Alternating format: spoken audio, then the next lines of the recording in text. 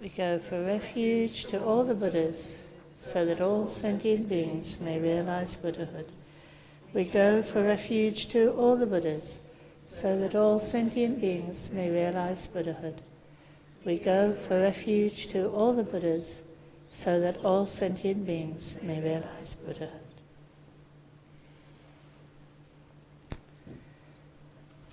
Right. Well, the topic for this weekend is mindfulness.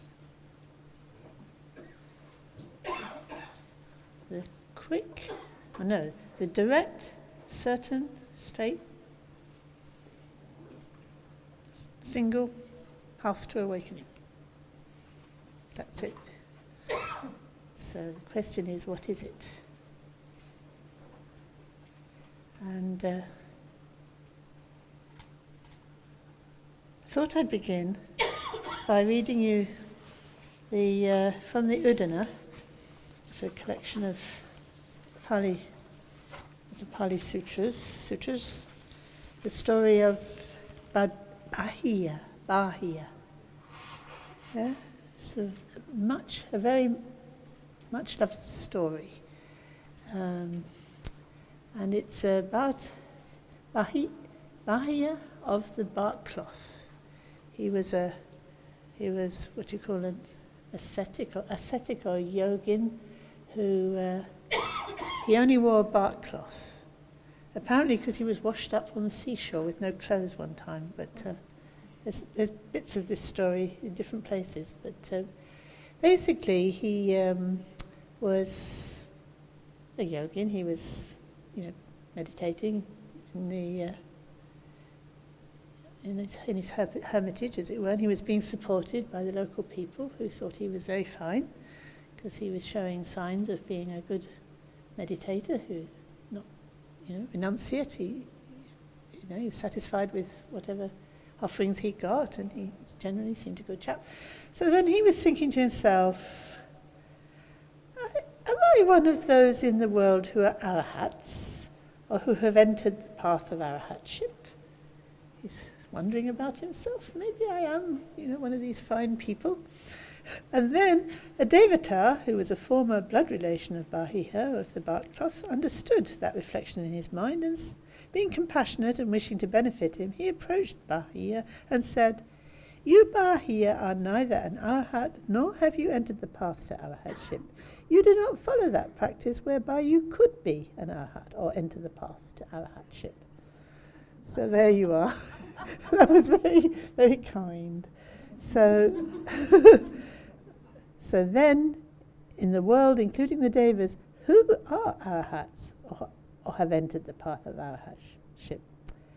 There is Bahiya in a far country, a town called Savatthi, where the Lord now lives, who is the arahat, the fully enlightened one. That Lord Bahiya is indeed an arahat, and he teaches Dharma for the realization of arahatship. Then Bahiya of the bark cloth, profoundly stirred by the words of the devata, then and there departed from Suparaka, stopping only for one night everywhere along the way. He went to Savatthi, where the Lord was staying in the Jeta wood at Anathapindika's monastery.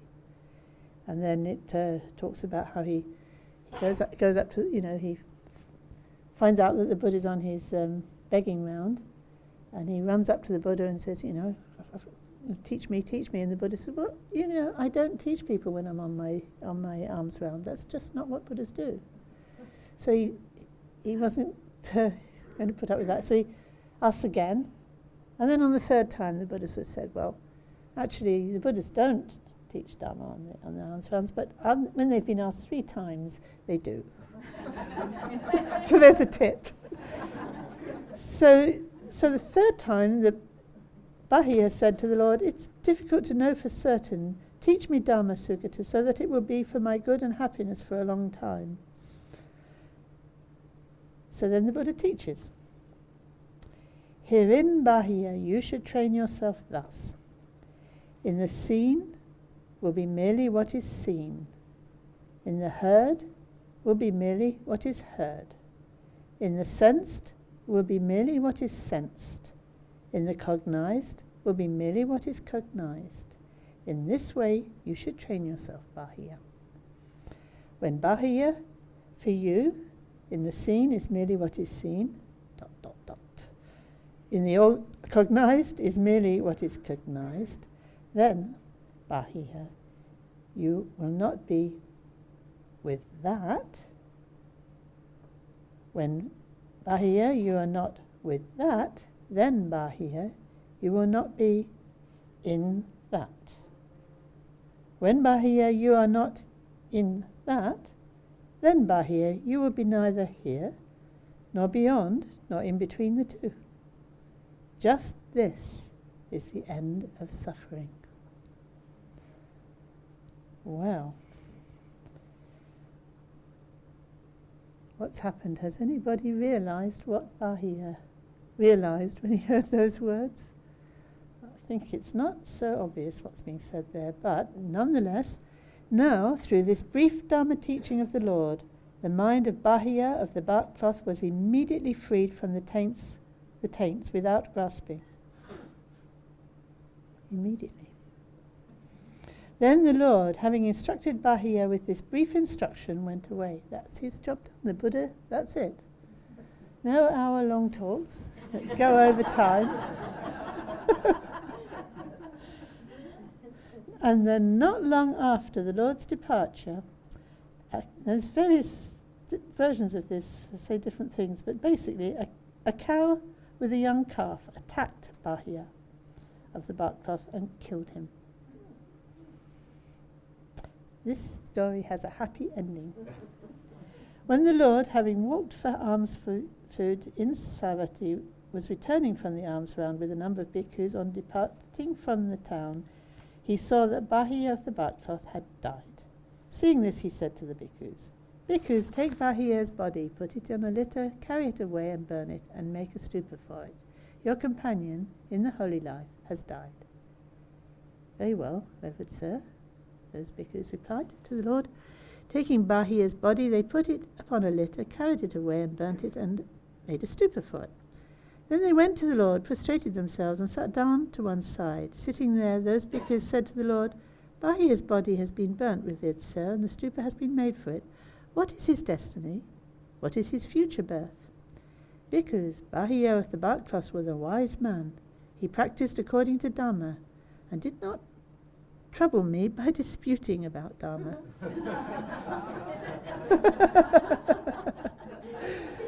He got it straight away.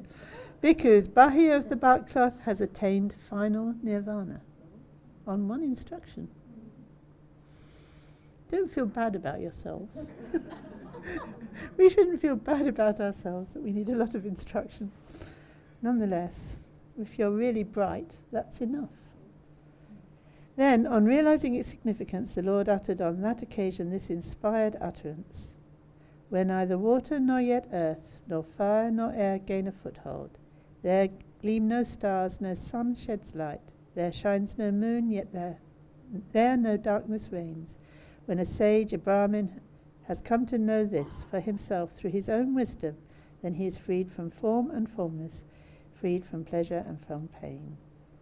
So that was each of these little sutras finished with a little verse like that. It's kind of a very nice collection. Yeah. The Udana and then the Itivuttaka.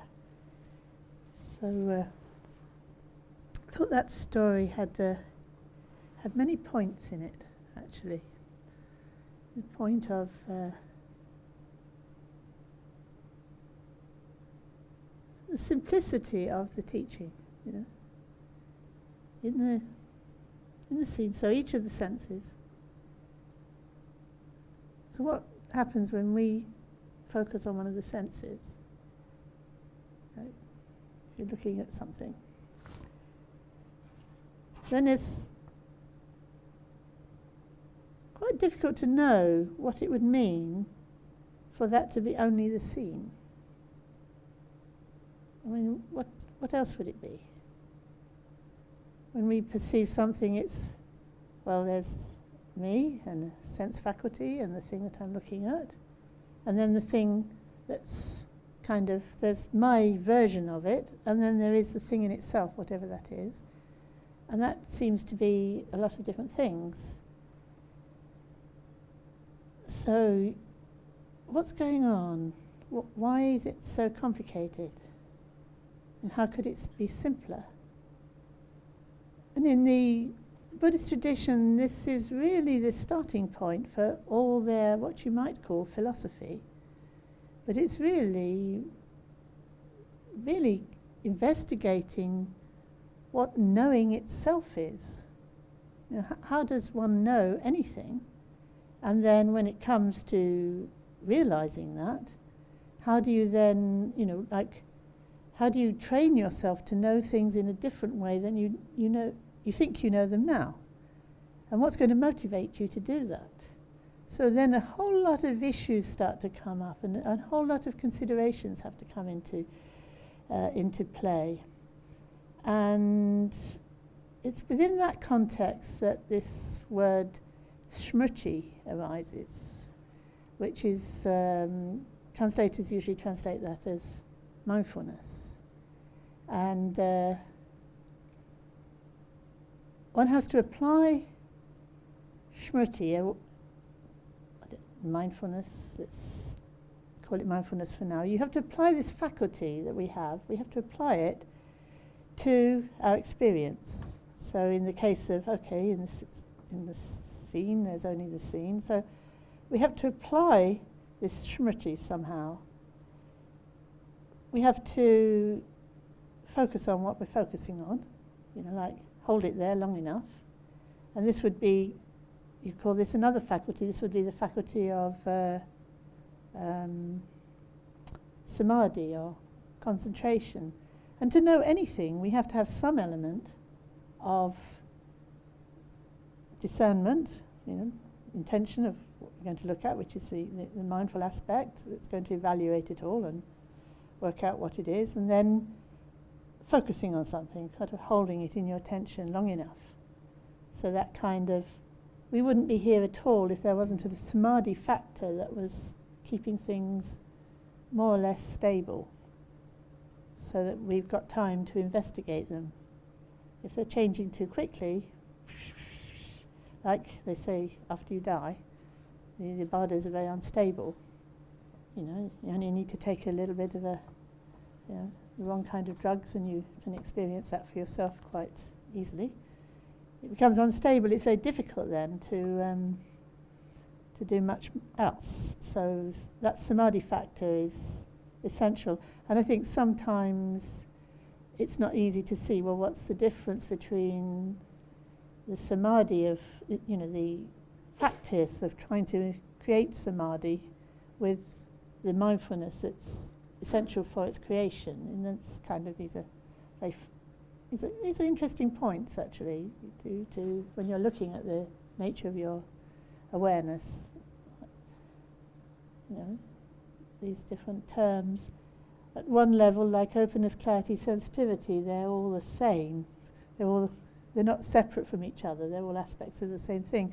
But it's helpful to look at these discussions in the sutras about, the difference between smriti and samadhi, for example. Concentration is usually translated as concentration, sometimes as absorption. It's a whole range of things like that.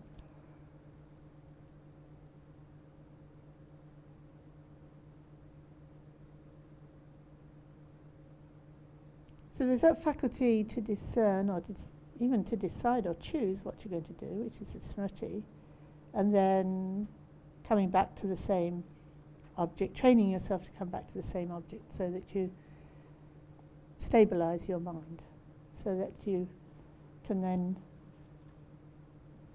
apply your understanding, which would be prajna, or wisdom. But if your concentration gets very strong, it's almost as if you lose your energy. So you can almost go into a dull state of concentration.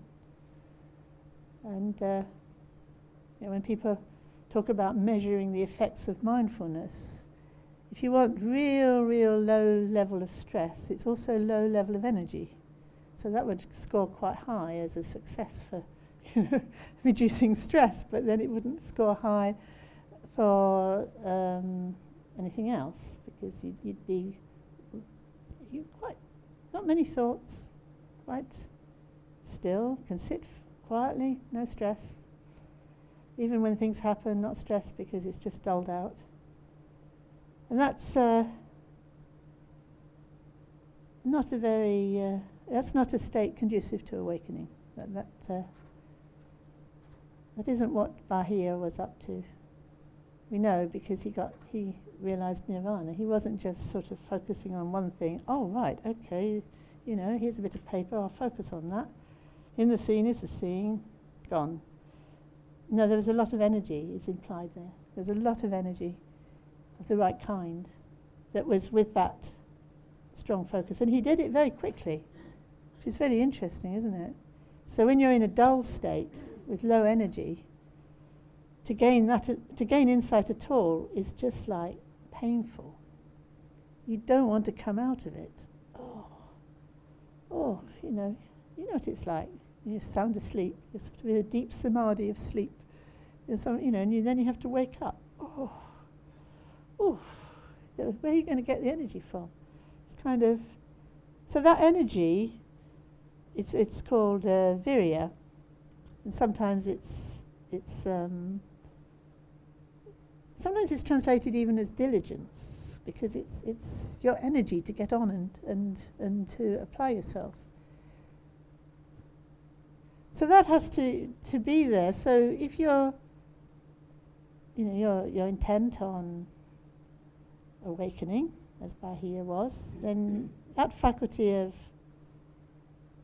smriti, or awareness, mindfulness, and the faculty of samadhi, to be able to focus where he wanted to focus, and then the faculty, then the virya, the energy, to be able to arouse his awareness so that the understanding would arise, which is the prajna. And then there's another faculty that's needed, because you could have some quite deep understanding, and yet a kind of resistance to it, an emotional resistance to it.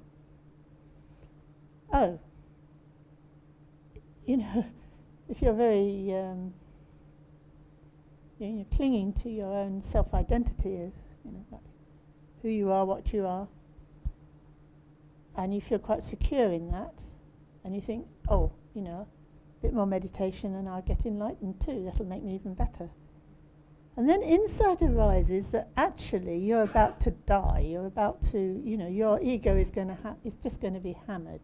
You're going to be knocked completely sideways.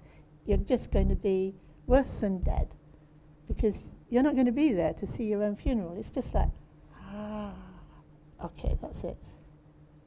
Okay, I've done enough now. I realise what enlightenment is about, and I can go and teach it to everybody. And I'm now more glorious than I ever was before, and they will be amazed at how well I can explain Dharma. I'm just making up a little story there, but but that kind of ego clinging comes in very strongly and convinces you, it's okay, you don't need to go any further.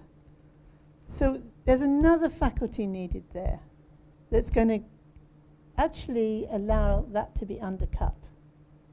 And that faculty is called Shraddha, and is sometimes translated as faith or confidence, because you have to have some faith or confidence in something to let go. So if you look at the story of Bahiya, well, he had plenty of energy. He ran all the way from wherever he was in a far-off country, and as soon as he heard, you're not enlightened, he realised, this is urgent. Maybe he had a premonition that his life was coming quickly to an end. So he had that tremendous virya and energy and focus. He had complete faith in the Buddha. As soon as he met the Buddha, okay, boss, what do I do? I'll do it. He says, that's it. Do it, gone. You know, straight away, he had all those 5 indriyas came together, if you like, all in an instant. He had that confidence to go with it without any doubt or hesitation. He didn't have that strong ego reaction. You know, the prajna was able to cut straight to the essence, and it's very interesting that second part, which isn't quoted so often, where he talks about the with that, in that, and not in any of those things. And then nirvana, 4 stages.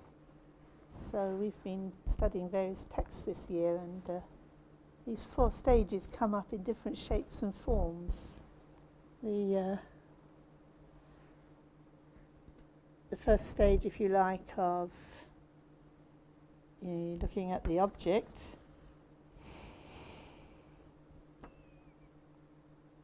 And this is from the Mahamudra Panidana, for example. You're looking at the object and you realize, actually, although I think I'm looking at something outside my mind, I have no means of looking outside my mind.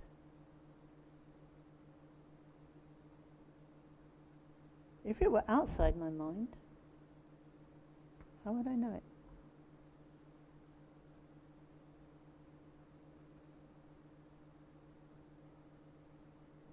Can I find an outside to my mind? So if that's not outside, it's not that outside. So then the question, well, is it inside me? You know, is everything inside me? But then, what does it mean if there's no outside? That whole model of an outside and inside of awareness has collapsed, doesn't it? You can't have an inside without an outside, and if there's not an outside, then there's not an inside. So that's a whole lot of assumptions. You know, your whole model for how you think you know anything has collapsed. And both, you know, those 2 stages, okay, I've given the game away, you know now, I've told you. It won't make any difference. I know that because it's never made any difference to me either. You know, you hear it and it's not going to make a difference just knowing it like that. It's got to go much, much more. One has to actually live it. One has to actually, that is how one has to actually see reality, not just have a theory about it or recognize the truth of it. It's like, it's much more radical than that. So, okay, I'm not giving the game away, don't worry. You'll come up again and again against the fact that one is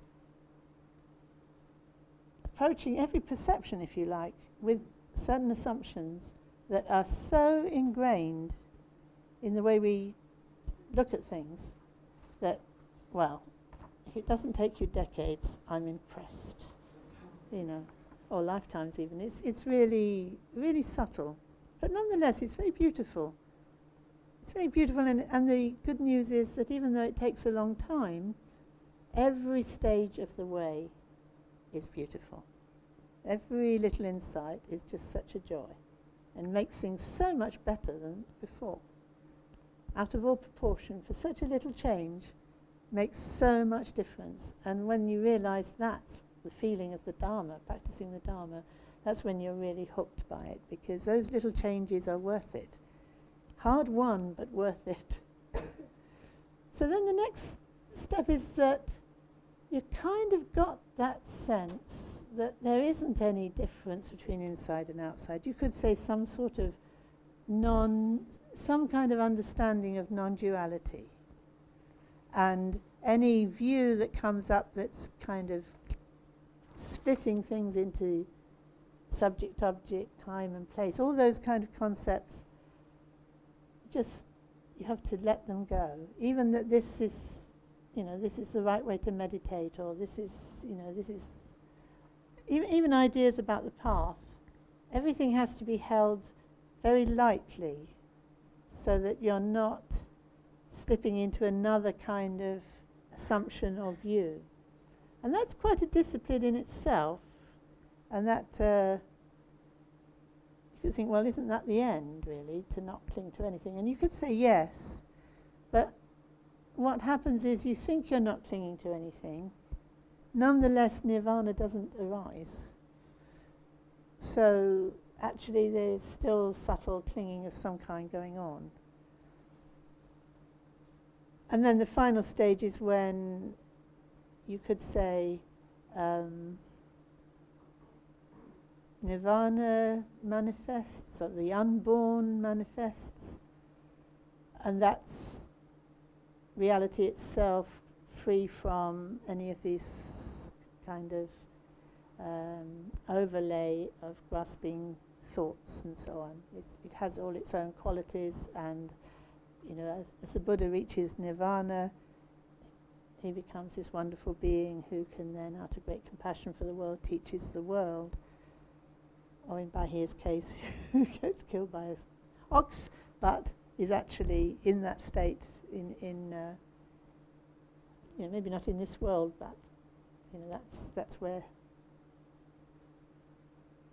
he's not in time and space anymore. Actually, he's kind of the potential there has become incredible. So you look at the object, there's no object, you're looking at the mind. You look at the mind, there is no mind, its essence is empty. Is that right? Looking at both, the duality collapses, and the prabhasvara citta,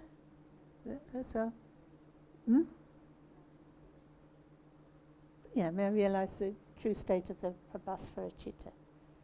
That's one of the verses in Rangjung Dorji's Mahamudra prayer, which maybe quite a few of you recognize. I know some people are learning it by heart, or have. And again, it comes up in the Dhammadhamata Vibhaga that we were studying a couple of weeks ago with Salia, the same structure. And it's rather lovely to see it's there in the story of Bahiya. And it's there also in some extent in the progressive stages of meditation on emptiness, if you think about it. It's in a few sentences, it's like summed up the whole path.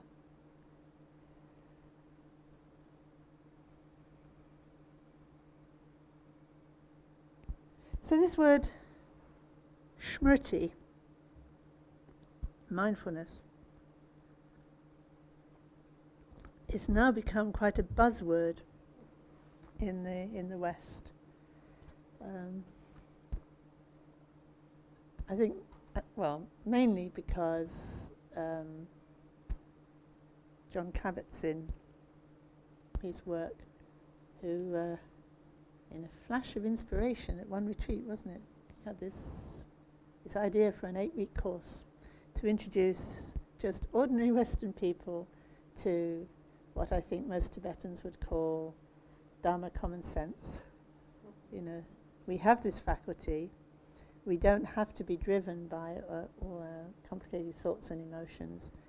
There is this faculty we have to recognize what is our experience here and now, and how much of it is actually overlaid with our complicated thinking, and how simple practice of becoming aware here and now in a more precise way allows you to make more choice about how you how you experience your life, really.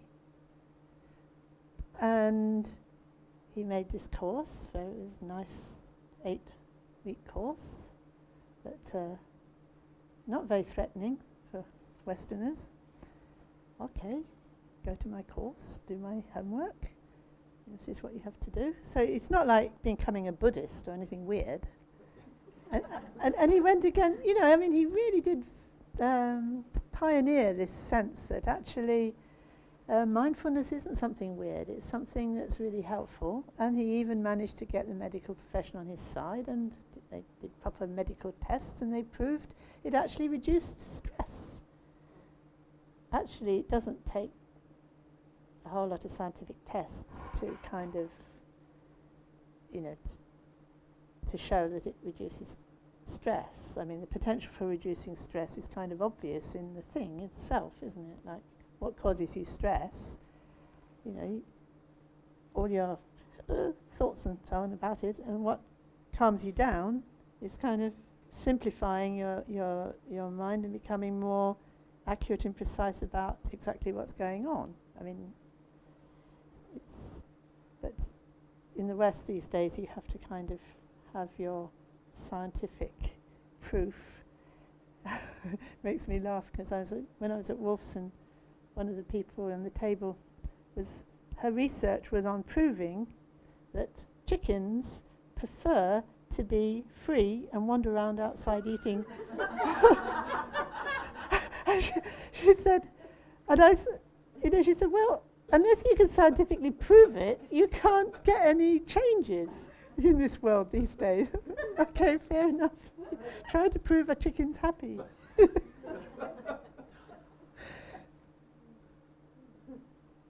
But that's the kind of world we live in. So because there's been lots of research and lots of tests and lots of work done on this, a lot of research, I believe there's it's an industry of papers coming out on this subject. So because of that, it's become mainstream, which is a masterstroke. I thought, well, that's fantastic. It's fantastic because the world needs, we all need to calm down and kind of feel your bum on your chair, feel your feet on the ground. You can actually say this now. I mean, can you imagine? I mean, a few decades ago, I can't imagine that. Although, it's true, at school, we were told to sit still, sit up, It's kind of moving in the right direction, isn't it?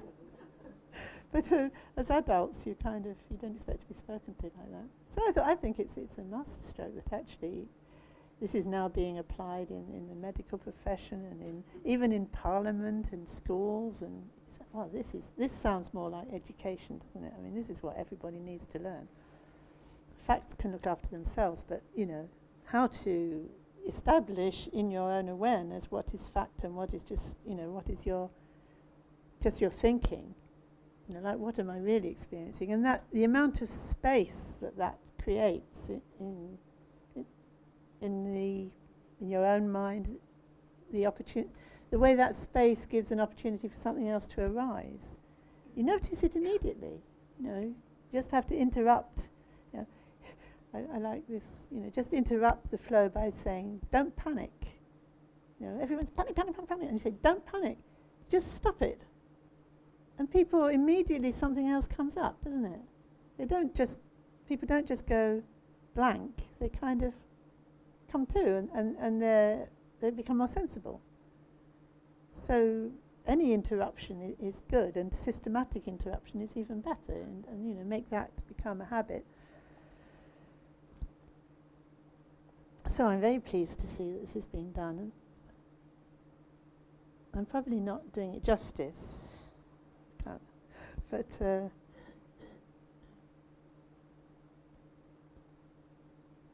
this 8-week course and a lot of emphasis put on just bringing your attention back to the here and now through what is here and now. And when we say here and now, we don't mean the future, we don't mean the past, we mean now. And the best way to access that is through the body, really, the body here and now. mean, your thoughts are here and now too, but they seem to be past and future, don't they? But your body, it can't be past, can it? Or it wouldn't be here. It can't be future, it wouldn't be here yet, so it must be now. Whereas when you think of the future, you kind of get a bit confused because you're thinking of the future, so it seems like the future, but it can't be really, can it? It can only be here and now, so it doesn't have to be the body. But so that's kind of a good starting point. And then the breath. It's got these are classic Buddhist, I don't know, I hesitate to call techniques, but kind of approaches really to the breath is something that's always there. Bring your attention to it, ground yourself in the breath, kind of just be very simple with the breath. And then the feelings, it's your body, it's your feelings. Then the chitters. I'll backtrack there a bit because I'm going into the Buddhist one before I've just kind of made a transition. I'm talking about the John Kabat-Zinn and the, what's it called, that mindfulness, it's got a name. Yes. Big, louder voice. Mindfulness-based stress reduction, yes. And anything sort of like that.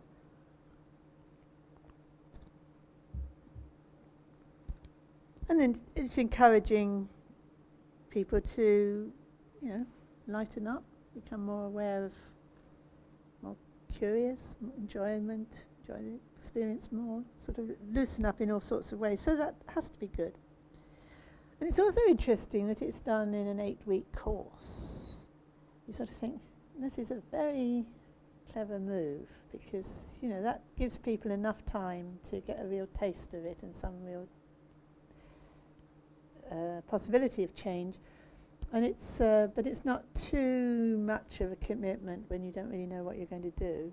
So it's kind of like, and you think, well, Shenpen seems to think this is all very good. Is she saying that we should all go off and do mindfulness courses? And it's an interesting question.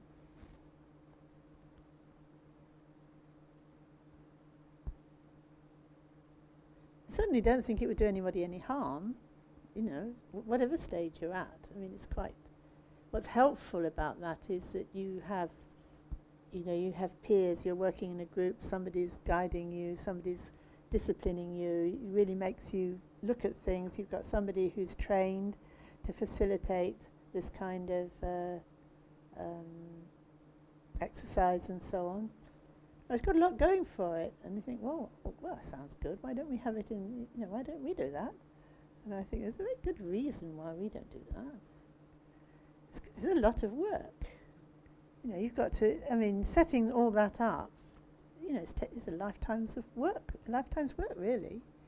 You've got to have people who sort of train in it, and then provide the backup for it, and quality control, and give it, in order for it to maintain the sort of reputation it needs to have in order to draw people in. You've got to have mentors and whatever you call them. You've got to have a whole structure in place. It's a huge thing to set up such a thing and to be able to offer that consistently. So but part of me is quite envious that actually, in a way, only having to concentrate on that one 8-week course approach is kind of, compared with what I'm trying to do, I think that's quite contained.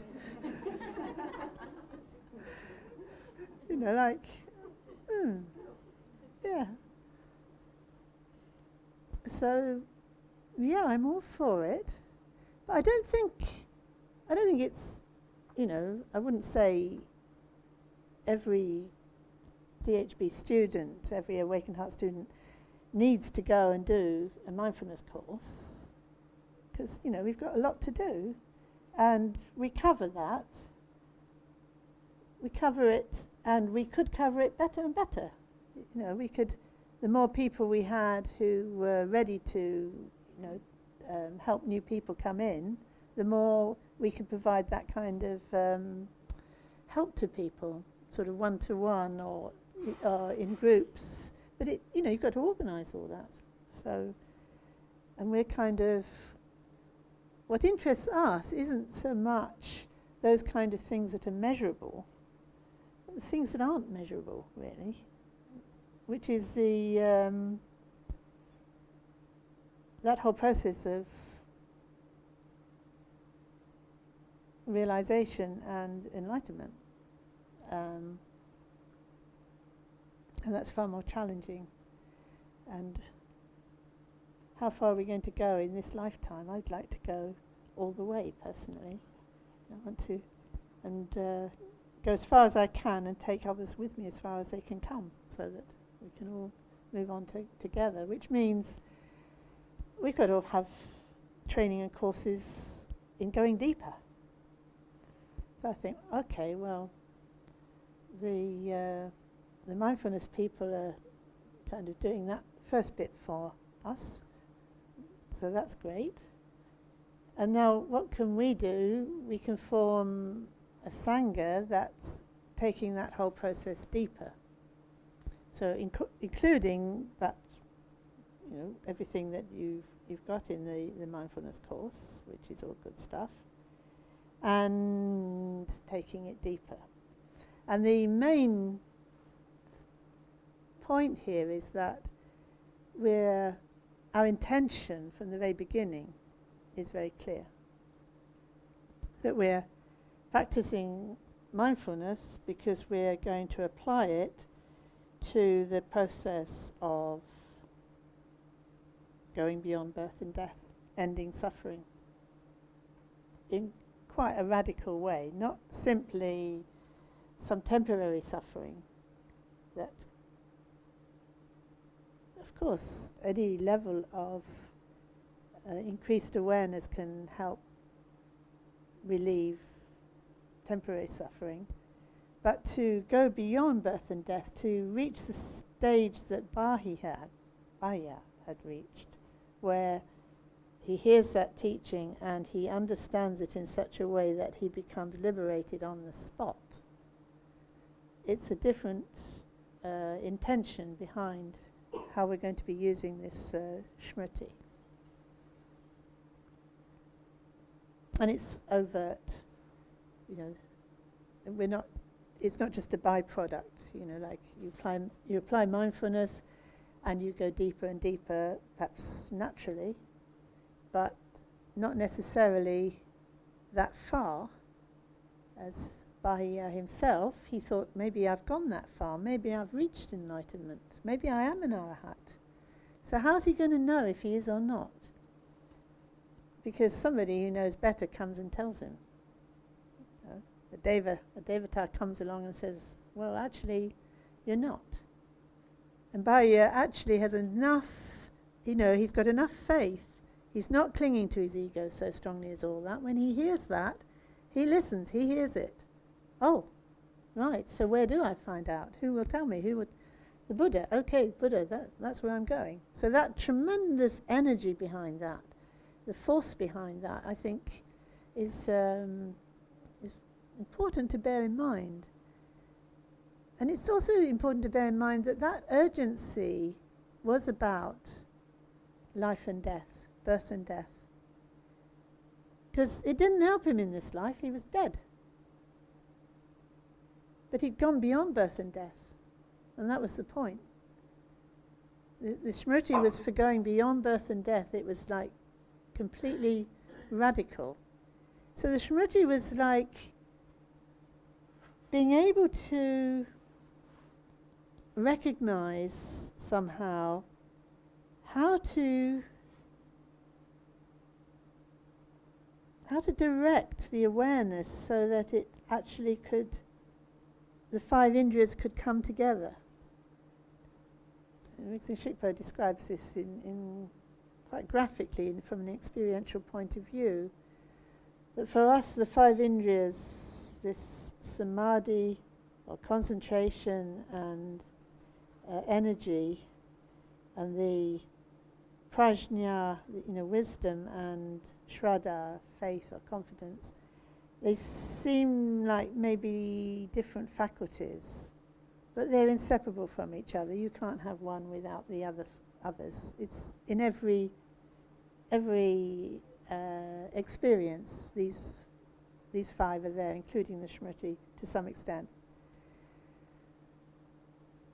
But they're kind of not integrated somehow. One's rather strong and one's rather weak, or they're not coming together. But when they're completely spot on, it's a completely different experience, and that's, if you like, that's what happens when you realize enlightenment. They come together as one experience, the five indrias. And when you're looking at the stupa, you've got the four foundations of mindfulness, and then you've got I can't remember, but anyways, one of the next steps is the five indrias. I suppose you've got the smriti in the middle with the four around, and then as those indrias become matured in your practice, you get to the balas, or the powers that are the completed form of the five indriyas. So you're rising up to the peak of the stupa by building on these foundations. And Riggs and Shikpa, I think, will be talking about these different stages of the four mindfulnesses and the five indriyas and the five balas. They go up, there's 37 of these factors, the last ones being the Eightfold Path. And then the end of the Eightfold Path is Nirvana, enlightenment. So we tend to, the school presentation of Buddhism starts with the Eightfold Path, doesn't it? But that's not the, it's just using the same model for something that's kind of a bit like it at the beginning, but actually it's right at the end. When you've actually got right view, which is the, in a sense, kind of right view is enlightenment in a funny way, and then based on that, you follow the bhumis up to enlightenment. But there's been shifting around of terminology over the centuries, which is quite interesting from a scholarly point of view. Can be quite confusing from the point of view of a practitioner, unless you've got someone to guide you through it.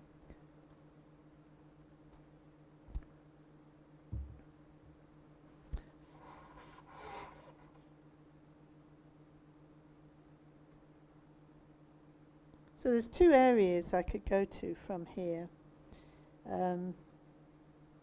I've talked about this, the modern use of mindfulness here, because I think it's important. And I think it's important for both sides to not be, when I say two sides, there's the secular side and then the Buddhist side. And the secular side, often there's many Buddhists who are involved in this secular side, as it were, and really reveling in the fact that now they can actually, their Buddhism has become mainstream, because for many decades of my life, it's not been mainstream, and it's being regarded as a bit weird, and only weird people are involved in it. Whereas now it's changed, because it's like more mainstream, and it's kind of like, oh, people are taking us more seriously, and that's great, and we don't need to call ourselves Buddhists, and blah blah. And then of course staunch Buddhists are saying, yes, but it's not really Buddhism, is it? It doesn't really matter if it's really Buddhism or not. But it becomes a bit of an issue, why are you criticizing us? We're not watering down Buddhism. We're not kind of, you're not doing anything wrong. We're good Buddhists, and and then the other Buddhists, I suppose, are feeling, well, that's not the whole of Buddhism. There's a lot more to it. Yeah, well, we know that. So saying, yeah, but if we want to teach mindfulness, the way we teach mindfulness is not recognised by institutions and so on, because your kind of mindfulness is the only one that's recognised. Well, if you did the research and you could show the results, then you could put your mindfulness up. But why would you want to duplicate what we've done? And this discussion was going on in Europe, in the European Buddhist Teachers meeting in Kamerling, wasn't it? And it's still under discussion. So some of these Buddhists are saying, well, your course costs a fortune. We give these teachings for more or less free. So if we're going to train people to teach, we don't want to have to charge. We're giving these amazing teachings, but then we have to pay to get these elementary teachings off you. So how come you've got the copyright for them? Okay, well you do your own research and come up with your own thing. Okay, we'll come up with our own thing. So it starts to become quite an institutional nightmare, really. Sort of quite what's going to happen there. But I can see the point, because all the research has been done on a particular 8-week course that came up. Maybe there's dozens of kinds of 8-week course, or 10 weeks, or 4 weeks, or whatever, that maybe have even better results if you actually could get all that work together to do the research on it. It's a bit like in the medical profession generally, isn't it? You've got, what do you call them, herbalists and natural remedies and so on. And the research hasn't been done on them, because it's really expensive to do. Furthermore, what are you going to research? Because some of these natural remedies, they have effects that you can't really, you can't predict, and you're not sure quite what the significance is. You may even take decades and decades to discover that actually this is working because of a certain effect it's having of some element in the herb that you hardly notice was, there's so many complicated things involved. It's a big problem. So there you are, we were having this big discussion, and it got quite, it got quite edgy. Like the people who were saying, well, let's go along with the Kabat-Zinn model, there's nothing wrong with it, why reinvent the wheel? And other people saying, yeah, but why pay a fortune for a wheel which you've already got? Why not? So it's an interesting discussion, and we'll see how it goes over time. But it's worth mentioning it, I think, because it's an interesting time of transition, I think, of what's happening here. And of course, some people teaching that mindfulness are very, very keen for it to have no suggestion of Buddhism about it at all, because it's actually a medical intervention, it's totally scientific, it's totally, it's not got anything religious about it, or they want to kind of keep it categorized as something. And it'll be interesting if, what the results will be in some years' time, whether people who do that with it find the results are not going to be so positive in the long term. Who knows? Or maybe if you're only measuring stress, the ones who produce the best zombies get the best results and the most funding. I'm just being playful.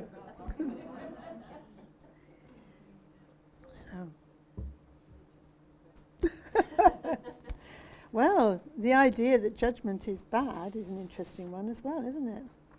Because I think I was talking to Tara, and I think she's, if I'm quoting right, it's was it Kabat-Zinn who was saying it's attention, paying attention on purpose in the present moment, non-judgmental, yeah.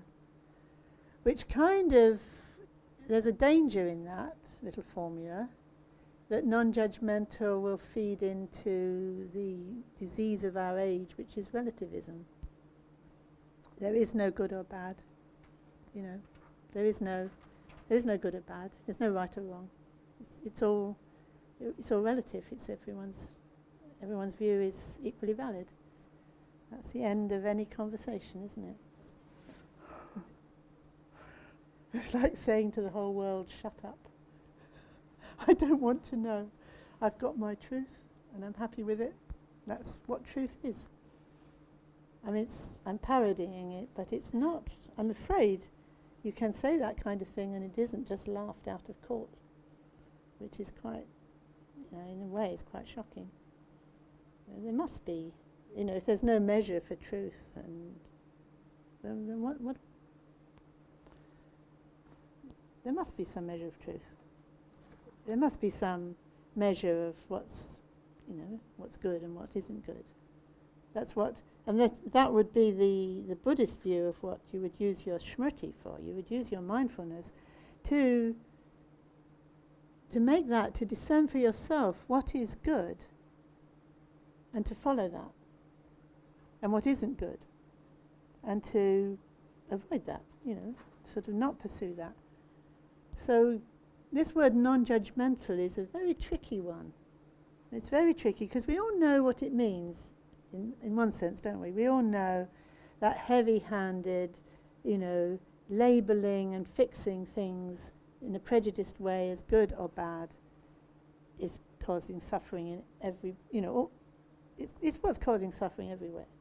So loosening that up, you're not so sure, you haven't labelled it, you're more ready to consider and to be open to what is actually happening, which is what Kabat-Zinn's meaning.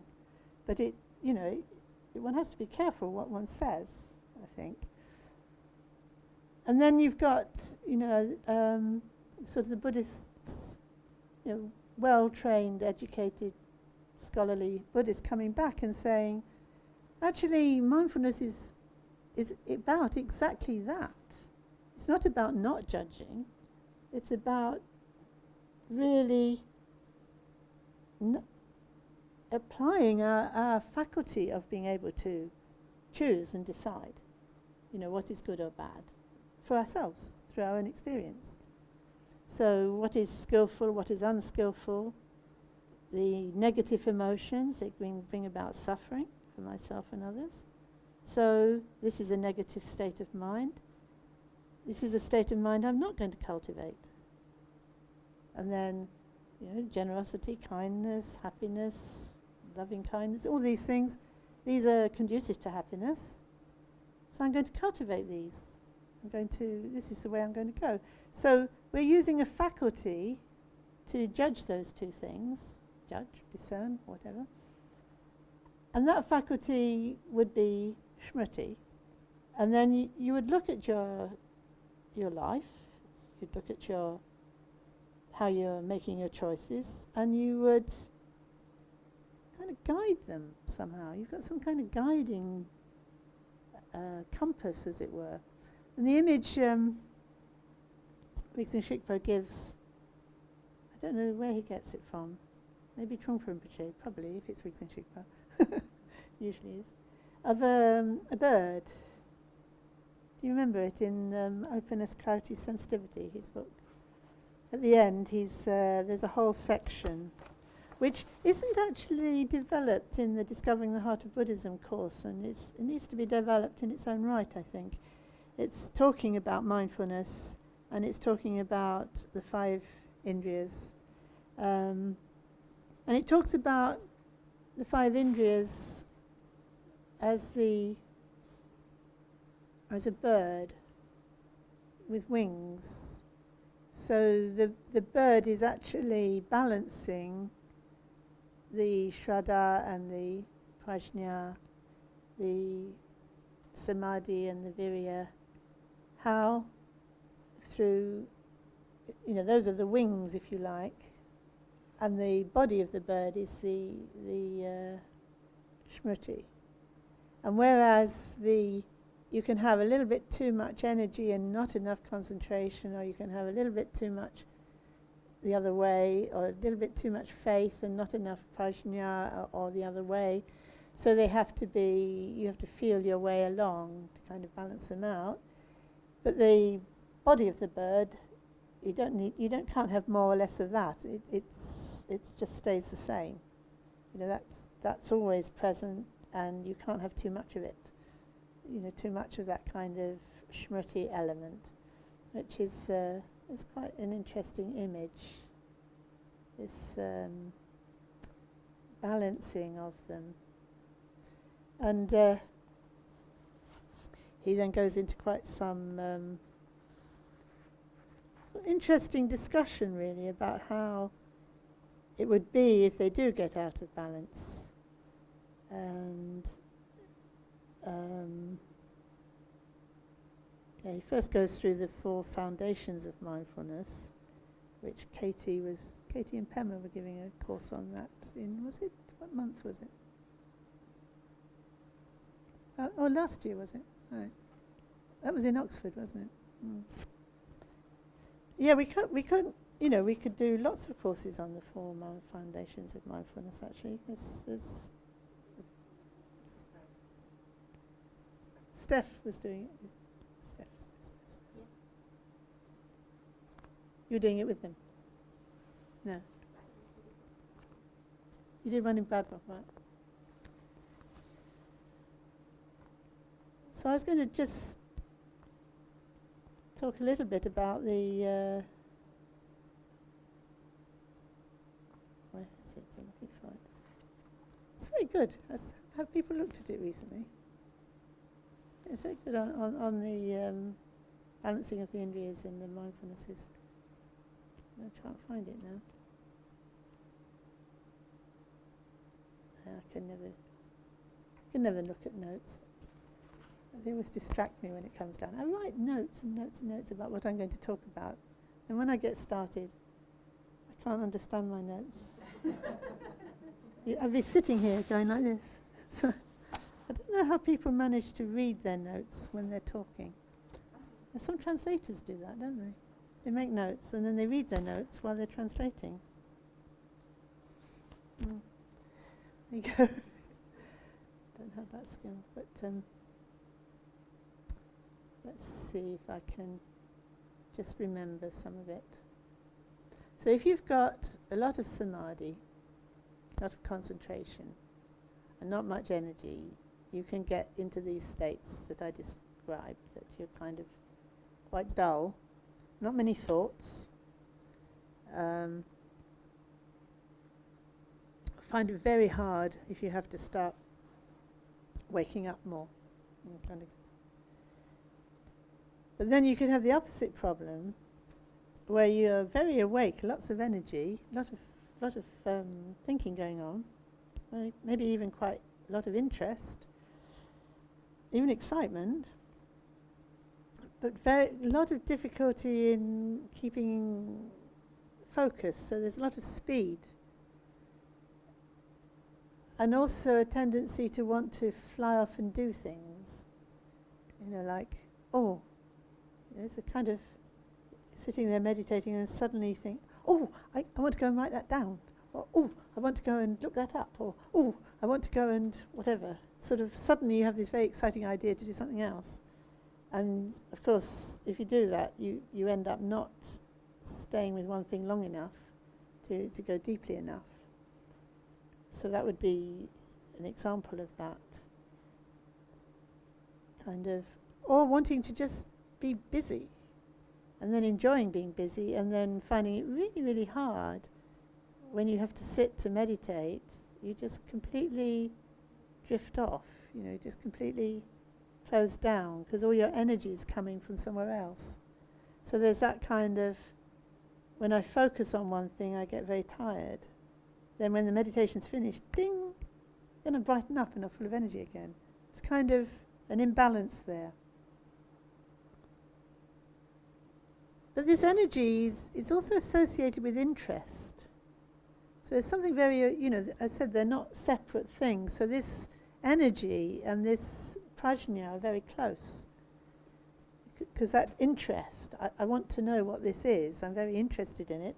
And then not being able to focus enough, so then you need to train yourself in the shamatha to focus more. That's where this kind of come back to the body, come back to your breath, slow down, kind of give yourself more space.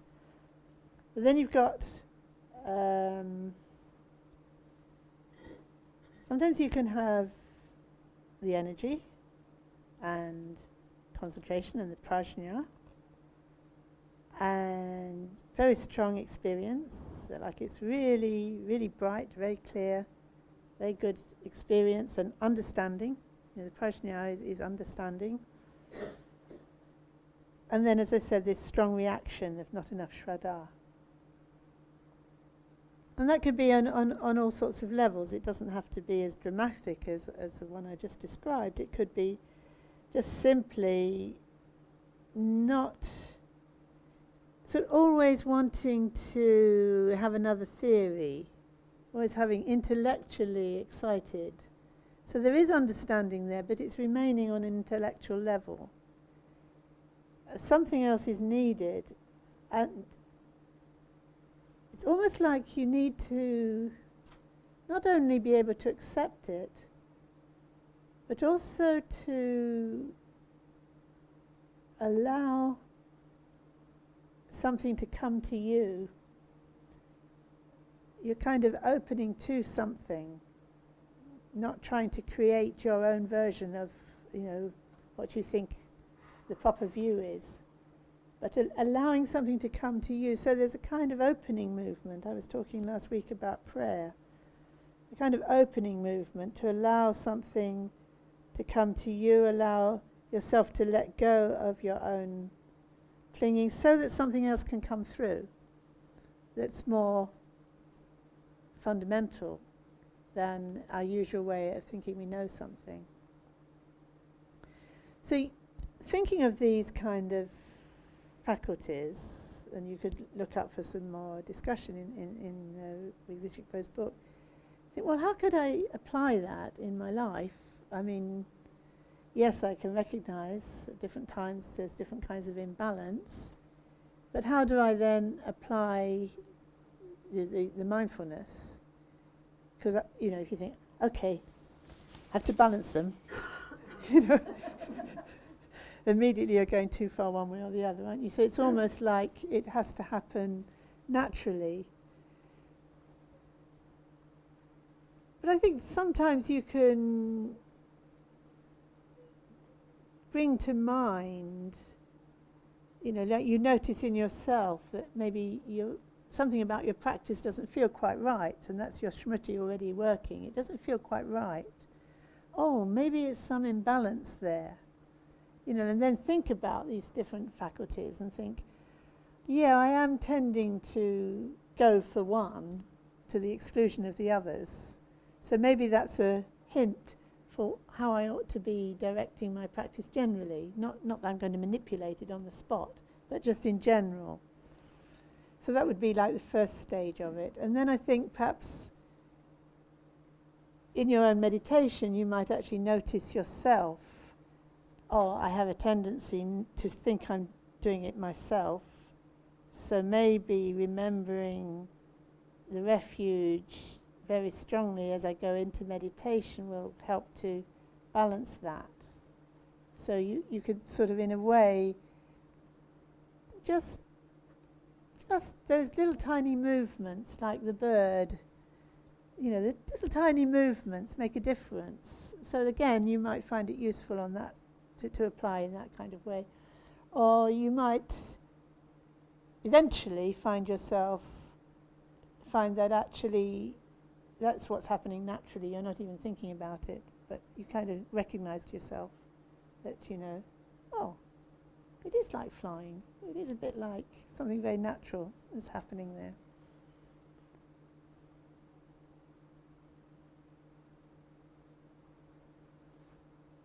I think that's maybe something you'd like to discuss among yourselves when you're having a discussion about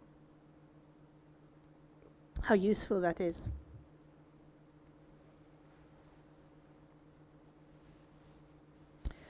And the other point I wanted to talk about was how this relates to the way we teach meditation.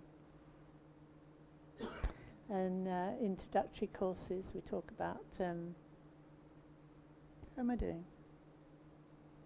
When did I begin? 2. All right. Okay.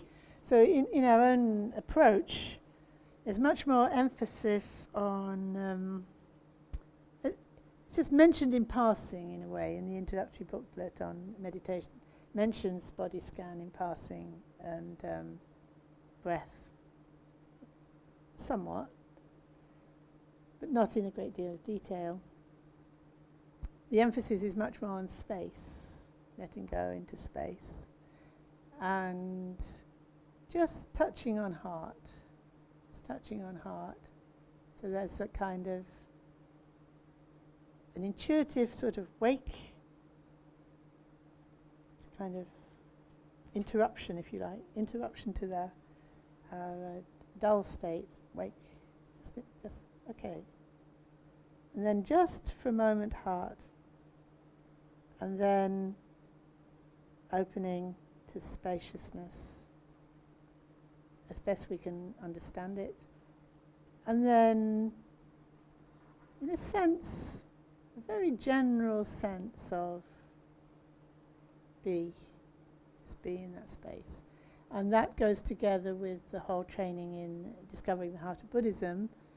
Be what? Well, this openness, clarity, sensitivity, which you discover. And heart, what do we mean by that? Well, what do we mean by that? Like explore ourselves, to explore ourselves. What does that actually mean? When we kind of look into what our experience is, there seems to be something mind, there seems to be something heart, but it's something we know before we use the words. We use the word heart, we use the word mind, but actually we're using those words because we already have an experience of something that we're calling that. And that, what is it? What is it that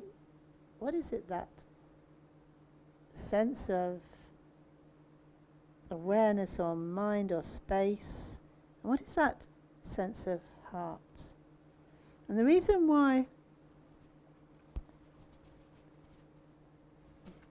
we start these instructions there with wake, heart, mind, and open space, and just be, is to somehow connect with what's really important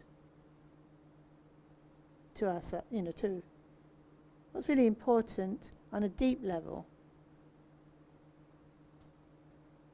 And then you need the discovering the heart of Buddhism to really work through that again and again. What is that we're trusting? What is that, if you like, the basis for our Shraddha?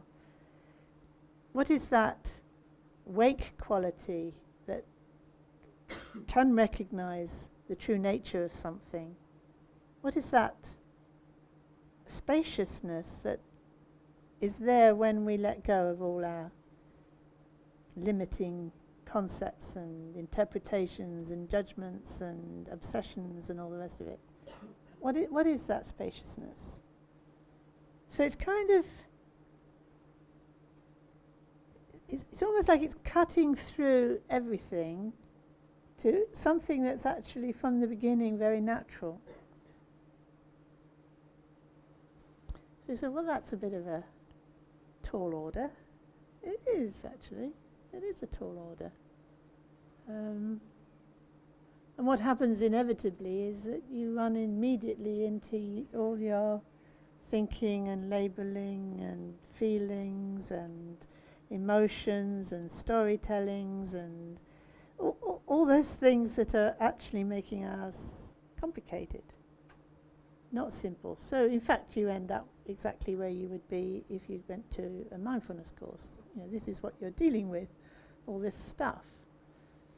And all the advice is there, but the only way really that you work with it is over the long term on yourself. And if you can get started on that without an 8-week course, well, that's fine. And if you can't get started on it without an 8-week course, well, why not try one? It's kind of it would be great if we could lay on mindfulness courses, but forget it. That's a huge thing to do. So and maybe one doesn't have to adopt that particular format. We've got some ideas of our own that we can manage, like a 4-week one. We can manage that just about. got about enough manpower to manage that, and it's a really good way of doing it. And some people, I think, at Sherrod's place, you did an 8-week one, didn't you? And you've done an 8 one, haven't you? Yeah. I think there's endless sort of things that one could do on that level to really take people, really get people to focus and take them through. Because I think that's the main point. It's really difficult to discipline yourself to do this before you started doing it and felt the advantage of it. And even when you have started doing it and feel the advantage of it, it's difficult to do on your own often.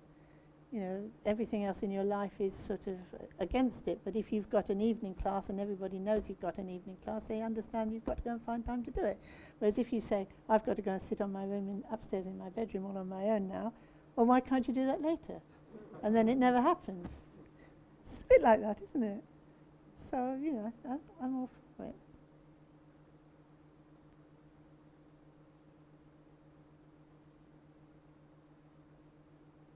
So I've emphasized applying the mindfulness to this balancing of the indrias. But you know, it could be applied in different ways. You know, it's what you're using on the path to follow the path. You know, like you have to make choices, don't you?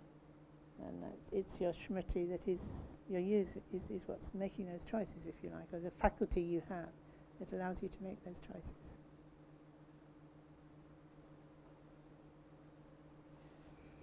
And then, of course, there's a whole area of tremendous development and interest.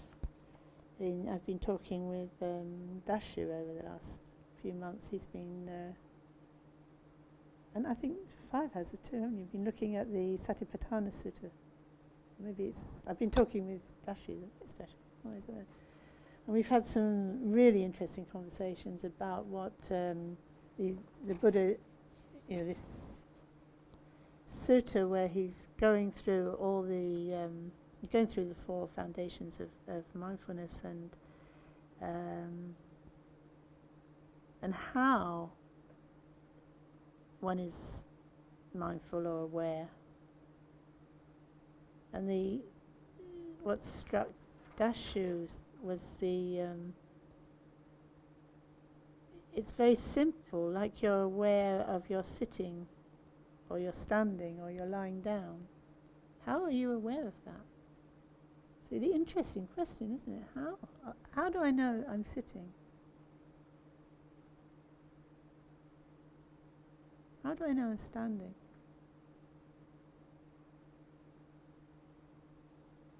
How do I know I'm doing that?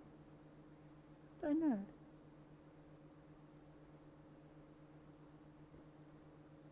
It doesn't require a big theory, does it? I don't have to think, well, I am such a thing, and I am, you know, I am in my body, and I'm a kind of a vertical creature, or I don't have to think about it. I'm just standing.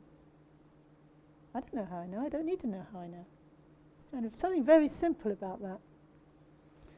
And then the next point about it is, and what's the nature of that you know? Which is kind of a really interesting question. What's its nature?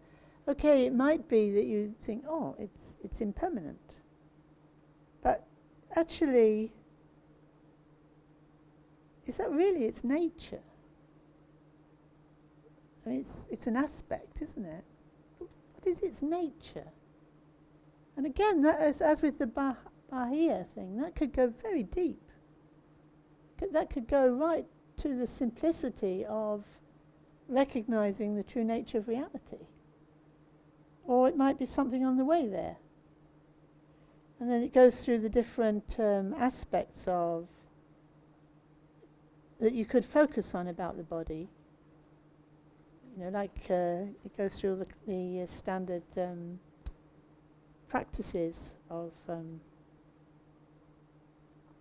looking at the body, like the famous one of looking at the disgustingness of the body, or looking at the impermanence of the body. But then, well, I can't remember because I haven't really looked at it as much as Dashu, but he goes, then he was telling me about how it goes through the different 4 foundations of mindfulness, and the whole list of dharmas at the end, going from all and everything up to the 4 noble truths at the top, isn't it? They're the last ones, aren't they? The awakening factors.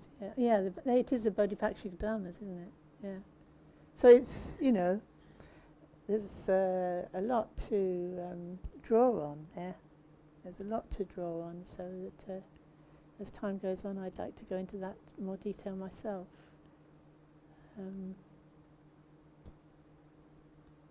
when we were in Kamaling last year with the European Buddhist Teachers Group, there was a lot of discussion about the Satipatthana Sutra. I think that's what triggered us off, really, wasn't it?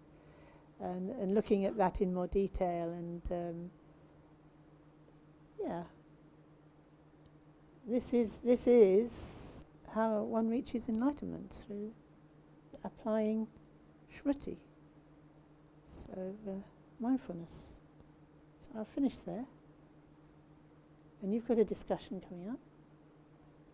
And at the discussion, I hope you're going to kind of share with each other what you found particularly interesting and would like to hear more about, so that you can let me know and I can talk about it tomorrow. So what I talk about tomorrow will depend on what you come up with today. So is there any immediate questions you want to ask? Yeah?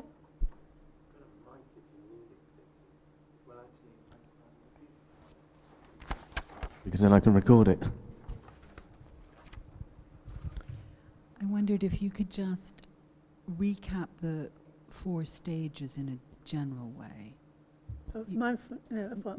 Well, you were talking about a 4-fold structure that see, is right. revealed in various texts, and you used some examples, but I wondered Okay, if you could so that the outer object, seeing that as not outside, so then that would imply it's mind, but then when you look at the mind as inside, it can't be inside because you haven't got an outside.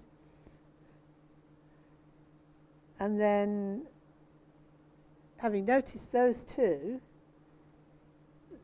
recognizing that it's non-dual and therefore can't be grasped as inside or outside. So that ungraspability phase, which is, strange. And then when that's really reached, that's really succeeding, if you like, and there isn't any more grasping, you'll know it because the non-conceptual jnana, the non-conceptual, sometimes it's called wisdom, or you could call it Buddha nature, sort of, you have a direct experience of it. So it starts to emerge, or the true, sometimes it's called the true nature of mind or whatever. You get a real strong, that emerges very strongly and unmistakably. So those are the 4.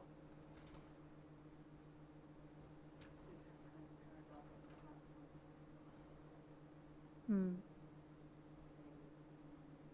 Mm. Mm. Mm. Mm.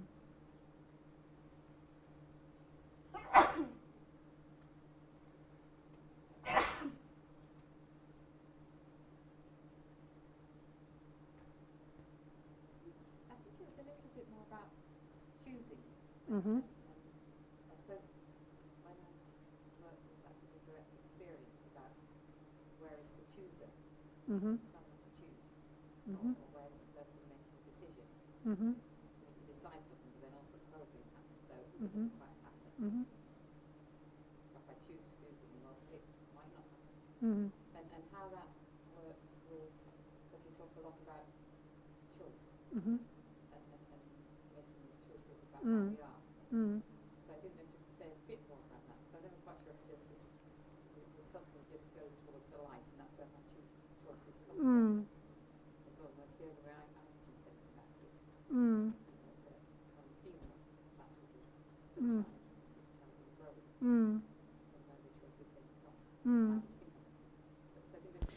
I think the "I think I make them" bit is a complication, isn't it? Because that's a theory, really, of a theory of me. Yes. That's what I was saying. But if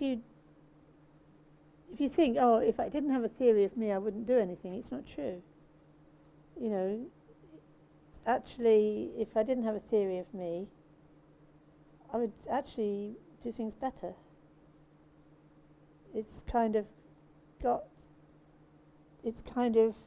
is a faculty and this is where mandala principle is quite helpful.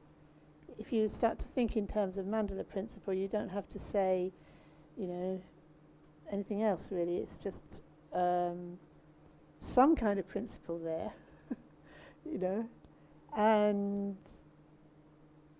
there's a deluded version of it, which I think it's me, and I'm running things, and I am not really running things, and I realise that, and so I let go of that. But that doesn't mean there's no mandala there. And I think that's the danger of, if you don't have anything like mandala principle in that place, then it just seems, well, if I let go of everything, won't I just stop functioning? No, you won't stop functioning, because there is a structure there. There is your personal mandala, which will be the 3 kayas of the Buddha, which are already the 3 kayas of the Buddha, but you don't recognize it. So that mandala is actually a Buddha mandala that's been mistaken for, me running things, and you're discovering that you're not, and it's, that's where your suffering's coming from. So something can choose not to suffer. Something, and this is in the Ratnagotra Vibhaga, it talks about if there were no Buddha nature, there would be no getting fed up with samsara, and there would be no aspiration to nirvana. But there is Buddha nature, so there is getting fed up with samsara and aspiring to nirvana. So that is the Buddha nature, actually. I mean, it's all the Buddha nature. There isn't anything that isn't the Buddha nature. But in this particular case, it's sort of like, it's really the center principle that's actually choosing. Okay, it chooses to. It's difficult, because obviously there's a limit to what you can say, but there's some kind of edge there at the heart of our being, if you like, which is choosing not to suffer, actually, and then immediately adopting a tragic strategy, to use Marshall's term. I'm trying not to suffer by holding on to some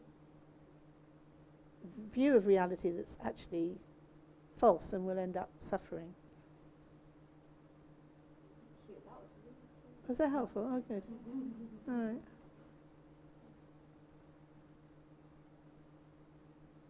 Yes. I can't hear it.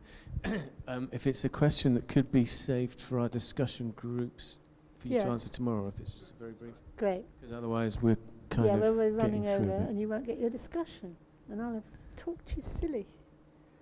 Okay. And there's cake. I mean, let's get real. Get our priorities straight here.